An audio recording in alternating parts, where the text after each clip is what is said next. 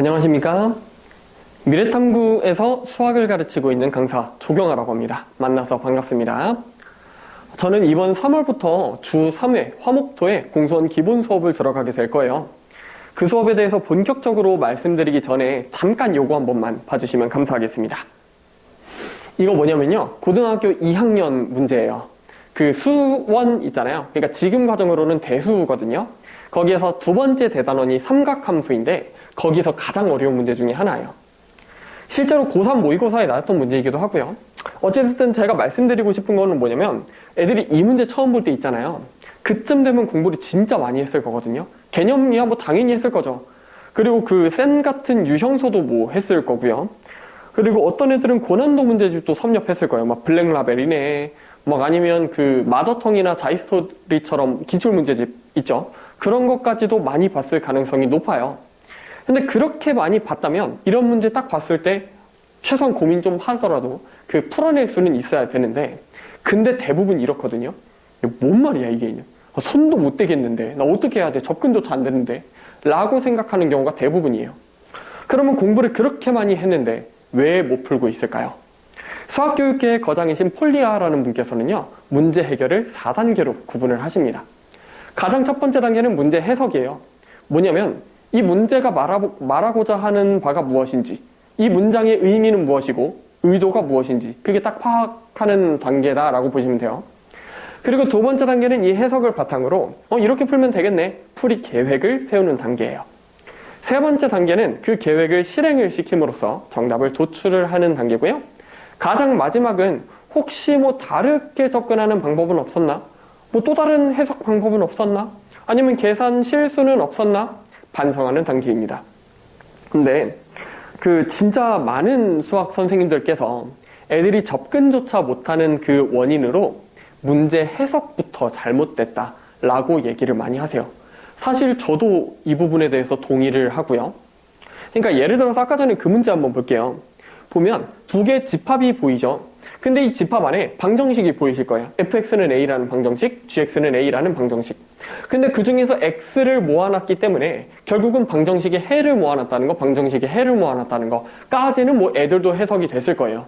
근데 문제는 뭐냐면 이 방정식의 해라고 봐버리면 이 방정식을 풀어야겠다라고 자연스럽게 떠오르죠.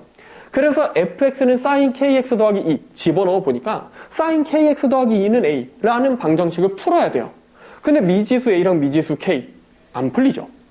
기적적으로 이걸 푼다고 하더라도 이 방정식의 해가 방정식의 해에 포함이 돼 여기서 또 해석이 안 돼요. 그래서 막 10분이고 20분이고 막 계산해가지고 막 방정식의 해를 막 결국은 쓴다고 하더라도 여기서 막혀가지고 막 별표 치고 5번 찍고 틀리고 막 그런 경우가 정말로 많거든요. 그런데 사실 이 문제요, 이렇게 볼 수도 있어요.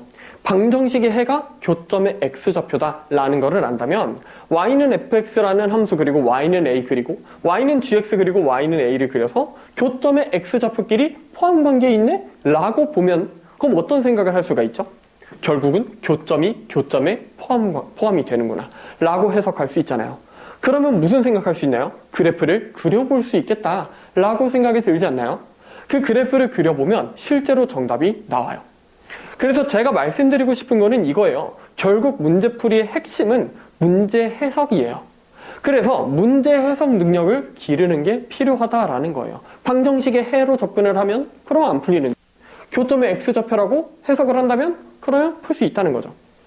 근데 사실은 방정식의 해가 교점의 x좌표라는 거 그 개념조차 없었다면 그러면 문제 해석이 애초에 불가능했던 거죠. 그럼 뭐 어떻게 아까 전에 막 그렇게 막 10분, 20분 계산하다가 별표 치고 틀려야죠 뭐. 그런 것밖에는 안 되는 거잖아요. 결국은 수학적 개념은 기본적으로 깔고 가야 되는 거예요. 이쯤 해서 앞에 있는 강사 조경아라고 합니다. 앞에 있는 강사 조경아를 왜 선택하셔야 하는가를 말씀드리고자 해요. 그거는 누군가가 how, 유형별 풀이법에 집중할 때 조경아는 노하우에 집중하기 때문이에요. 무슨 말인지 얼추 알 것 같으시죠? 뭐냐면 아까 전에 그 문제 풀이를 할 때 얘들아 그래프를 그려보면 뭔가 계산을 해보면 정답이 나와 라는 흐름으로 가면 당연히 정답은 나오겠죠. 근데 애들은 궁금하지 않겠어요? 아 선생님 정답은 나오는 거 알겠는데 그래프는 갑자기 왜 그렸나요? 저는 뜬금없어 보이는데요 라고 생각하지 않을까요? 근데 이렇게 접근하면 어때요? 얘들아, 이게 집합의 포함 관계가 보이지. 근데 집합은 방정식의 실근을 모아놓은 것이고 방정식의 실근이 교점의 x좌표를 의미를 하니까 교점의 x좌표끼리 포함되는 거야 라고 해석한다면 그러면 교점이 교점끼리 포함이 되겠네 라고 보이고요.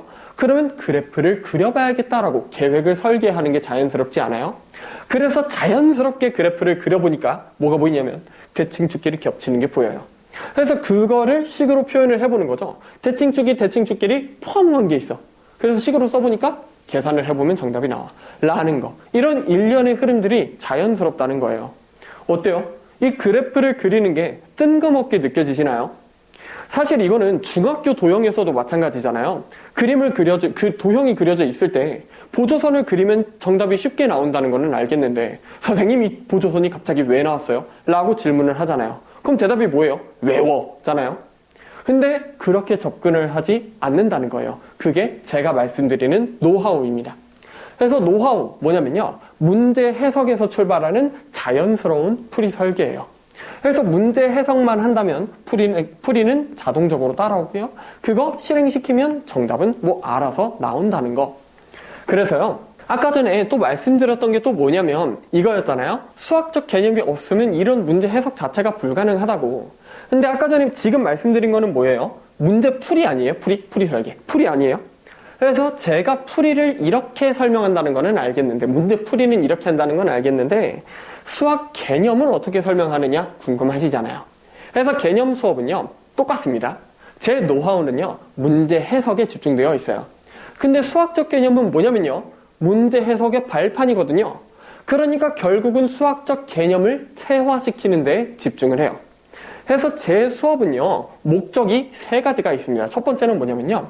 문제 해석의 재료가 될 수학적 개념을 이해하는 거. 이게 첫 번째고요. 그걸 이해를 했다면 얘를 이용을 해서 문제를 해석을 하는 거. 그래서 문제 해석을 해봤다면 얘를 반복을 해가지고 수학적 개념을 체화하는 거예요. 그래서 수학적 개념을 이용한 문제 해석, 그 다음에 문제 해석의 반복을 통해서 개념을 체화하는 거. 개념에서 문제 해석으로, 문제 해석에서 개념으로 무한 반복이에요. 그렇게 무한 반복을 통해서 개념을 체화시키는 게 개념 수업의 노하우가 됩니다. 그래서 제 수업의 특징을 보자면 공식 설명이랑 그 사용법 연습하는 데 집중하지를 않습니다. 대신에 개념을 이용해서 문제를 해석하는 데 집중을 해요. 그래서 예를 들어서 이거 2차 부등식인데요. 고등학교 1학년 내용입니다. 고1에 2차 부등식이 있는데 만약에 A가 양수일 때 0보다 크다면 해가 벌어지는 형태이고 0보다 작다면 해가 사이로 들어온다. 이런 공식 아마 들어보셨을 수도 있을 것 같아요. 근데 이런 공식 웬만한 책에는 다 있는데 저는 절대 이거 못 보게 합니다. 이게 책에 나오자마자 바로 X표시 치라고 얘기를 해요. 절대 못 보게 해요. 대신에 저는 어떻게 하느냐, 부등식을 그래프로 해석하는 방법을 알려줍니다. 이 부등식을 그려보면 이렇게 나오고 부등식의 해는 그래프에서 어떤 의미를 가져 라는 거를 해석을 해줘요. 그 다음에 그거를 2차 부등식, 고1 내용입니다. 2차 부등식에서 보면 그래프를 그려보니까 이렇게 그려지고 그놈의 해는 이렇게 보여. 이 그래프에서 보면 이렇게 보여. 그래서 걔를 적어보니까 해가 이렇게 나와 라는 거를 설명을 해줘요. 설명해서 이해를 시키면 뭐를 하나요? 반복을 합니다. 문제 하나, 둘, 셋, 넷, 5개. 물론 이 뒤에 더 있습니다. 반복을 계속 해가지고 이 개념을 체화시키는 게 목적이에요. 그래서 이 부등식은 그래프를 그려보면 해가 이렇게 나와. 의미가 이렇게 돼. 그래서 그놈의 해는 얘예요. 부등식을 그려보니까 의미가 이렇게 돼. 해가 이렇게 나와. 그려봐, 해가 나와. 그려봐, 해가 나와. 그려봐, 해가 나와. 라는 거를 무한 반복이 돼요. 그래서 예시가 정말 많으니까 애들이 직관적으로 이해하는 게 가능하겠죠? 그리고 여기서 끝나지 않아요. 센 같은 거 있잖아요. 문제 같은 거를 풀 때 대표 유형 같은 거를 보면 그 위에 보면 공식 같은 게 적혀 있어요. 그래서 애들이 보통 그 공식에다가 대입해가지고 풀거든요. 저는 절대 그렇게 못하게 합니다. 대신에 그래프를 항상 그리게 해요. 만약에 그래프가 안 그려져 있다면 전부 다 지워버려요. 전부 다 지우고 다시 시작하게 합니다. 그래서 이거를 무한 반복을 하다 보면 개념은 알아서 체화가 된다라는 거예요. 그게 제 수업의 노하우가 됩니다. 자, 그래서 제 수업을 들어보신 분들은 후기를 말씀드리자면요. 일단 제 여기가 수포자가 안 됐다, 성적이 향상이 됐다, 수학에 자신감이 붙었다, 수학에 자신감이 붙었고 열심히 할 수 있게 계기가 된 것 같아서 너무 감사드립니다. 진짜 좋은 말씀 해주셨어요. 그리고 어떤 어머님께서는 애가 수학하는 자세가 많이 달라졌다라고 얘기를 해주셨어요. 이거 무슨 얘기냐면 그런 얘기예요. 아까 전에 공식으로 풀었다면 그럼 제가 다 지운다고 얘기했죠. 그래서 얘가 그런 거를 진짜 많이 반복을 했거든요. 어떨 때는 혼나기도 하고 막 어르고 달래고 그래 가면서 지금은 그래프 그리면서 개념을 이용해서 잘 풉니다. 그래서 그거를 집에서 하는 거를 보시고 저한테 카톡을 보내주셨대요. 수학하는 자세가 많이 달라졌다고요. 진짜 저도 너무너무 기쁘더라고요.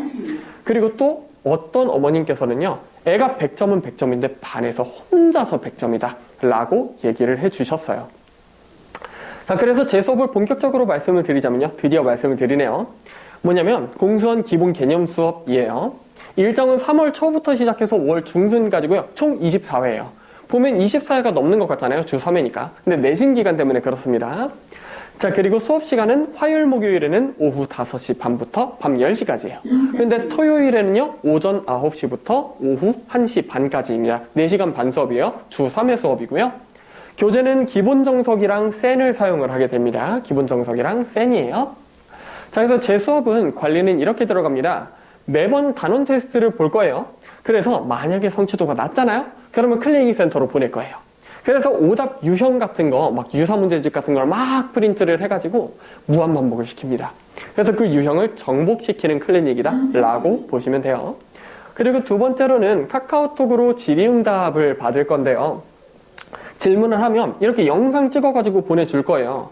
보통 유튜브로 보내드리는데 가끔 가다가 유튜브 안 되는 애들은 뭐 어떻게 해요? 원본으로 보내줘야죠. 그래서 이렇게 원본으로 보내줄 때도 있고요. 그리고 항상 매 수업마다 수업 영상 녹화본을 제공을 합니다. 복습하는 데 진짜 도움 많이 될 거예요. 그리고 마지막으로요. 수업이 끝나고 나서 학습 피드백 카톡을 보내드리게 돼요. 근데 무슨 내용 보내드리냐면 애가 뭐 어떤 부분이 부족하네, 어떤 부분이 부족하고 이거는 어디서부터 어디까지 보면 채울 수 있겠네, 뭐 이런 말씀을 드립니다. 그래서 그런 피드백을 보고 집에서 좀 보충을 해오면 수업 따라오는데 충분히 지장이 없을 거예요. 뭐 그래도 안 되면 뭐 어떡하나요? 클리닉을 진행을 해야죠. 자, 그래서 이렇게 피드백을 보내드린다는 거. 자, 그래서 마지막으로 말씀드리고 싶은 거는 뭐냐면요. 결과적으로는 애가 최상위권까지 올라가야 되잖아요. 근데 최상위권까지 올라가려면 기본 개념이랑 실전 고난도 문제를 연결을 해야 되잖아요. 근데 그 연결의 키포인트가 되는 거는 결국은 문제 해석 능력이라는 거예요. 근데 저는 정말 문제 해석 능력을 키우는 거, 어떻게 하면 키울 수 있을까 고민을 정말 많이 해보고 시도도 많이 해본 사람이에요. 그래서 믿고 맡겨주셔도 괜찮다는 말씀 드릴게요. 그래서 이상으로 제 수업 소개는 마치도록 하겠고요. 그 수업 시간에 강의실에서 만나 뵀으면 좋겠습니다. 감사합니다.